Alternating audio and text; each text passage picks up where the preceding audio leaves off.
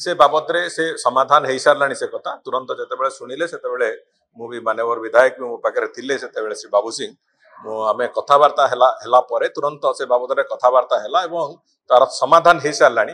वास्तव में लिंगराज मंदिर में दीर्घ दिन धरिकी जो समस्या होती सेवायत सेवायत मान भितर जो तालमेलर अभाव हो यार कारण हूँ जो सेवायत मानकर जो तांकर खटणी तालिका जोटा को कहुए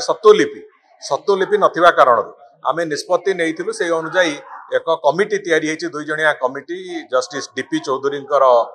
हाईकोर्टर पूर्वतन जज जस्टिस डीपी चौधरी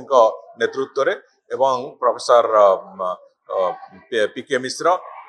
यांकर मिसिकी से माने ये कथा को आगु को नवा पई तार जो योजना तक आरंभ करुचंती आसंता मासरु तांकर कार्यकाल आरंभ होबो एवं आसंता 6 मास भितरे से माने संपूर्ण करिकी ये कार्य को पूरा सत्वलिपि लिंगराज सत्वलिपि कौन हम समस्त सेवक माने से विभिन्न प्रकार मंदिर